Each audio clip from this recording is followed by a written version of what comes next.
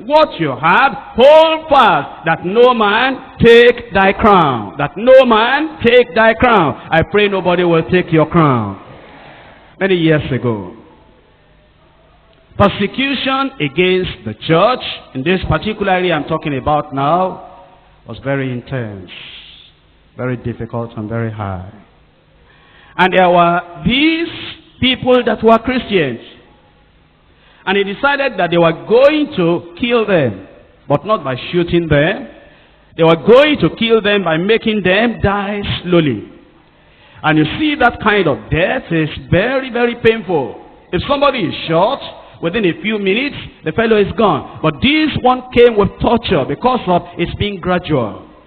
They put a terrible block, and you know, this kind of block, maybe you have not seen that kind over here. There was a particular place I was ministering. And because they used that hall for what they call skating. And then they put solid ice on the ground. And the ice will look like just the ground where you are now, very, very solid. But because of the meetings we were having, they had to put planks of wood on the solid ice, so that people can, still sit down, and they put their legs on the solid plank. But then there was somebody that tripped on that ice on the ground, that is in a part that was not covered, and he broke his knee. I mean, it's solid ice, but very, very cold. So this persecution of these 40 people, they put them in this particular ice, not covered, very cold. And as they just put them there, what will happen is that they will just die away like that. And they put soldiers so that they cannot run away. Soldiers on guard with their guns. So that those people will just stay there until they are freezed to death, frozen to death. And so these 40 people there, when they first got there because of the persecution, they were holding on, and they said they were not going to give up. And eventually one of them freezed to death. Then the next one died. Then the next one died. Then the next one died. Eventually 39 died, remaining one. Do you know it's difficult to stand alone? Do you know that when there's no encouragement and when there's no fellowship, where you don't hear the word of God like this, do you know, you'll think that you are the only one going through what you are going through. It's difficult to stand alone.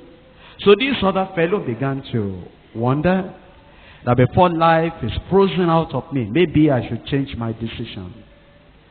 And eventually, one of these soldiers there, he had been looking at what was going on. Sometimes God opens the eyes of unbelievers. Like he opened the eyes of Nebuchadnezzar and gave him that dream that Daniel interpreted. Like he opened the eyes of Pharaoh and gave him those two dreams that Joseph interpreted.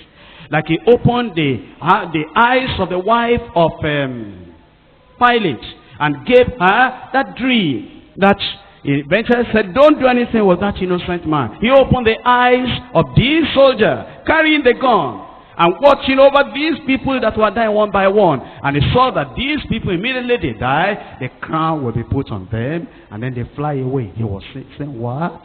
Glorious death? So, this last one, when he was alone, and the cold was much, and the hunger was much, and the loneliness was much, and everything was so terrible, and all these other 39 people, they have died. He was looking at their bodies like this, not knowing where they had gone. He told those soldiers, he said, I give up. I can't continue again. I can't endure again. That soldier that God opened his eyes said, you don't want to continue, come out of the ice, let me take your place. And took his place and got his crown. Hold fast what you have, that no man will take your crown. We don't know when Jesus is coming. Maybe we've gone, you see, sometimes you are traveling 100 miles and you have traveled 99 miles, it remains only 1 mile. Maybe you are feeling tired, maybe you are feeling weary. But look at all the distance you have gone, 99 miles already, and remaining only 1 mile. Why don't you say, even if I die, only 1 mile, I will make it? Why will you allow the devil to take your crown? Here we are. Look at how you have prayed. Look at what God has done in your life. Look at the endurance. Look at what we have suffered already. Look at the hunger. Look at the joblessness. Look at how your family rejected you. And we have come to this point now. Is it at this point where we'll say, I cannot continue again? I cannot follow again? Who will take your crown? Who will take the stars out of your crown? Where do you want to spend eternity? How do you want to end your Christian journey? You have borne the cross to this point. Can you not bear the cross for the little space that remains? You have been a conqueror up to this point. Can't you remain a conqueror for the little time that remains, so that nobody will take your crown? I pray nobody will take your crown. The devil wants you to lose your life, to lose the crown. But Jesus is saying, my son, my daughter, my child, a little bit more endure. A little bit more endure. A little bit more endure. We shall soon be home. Let's rise up and pray.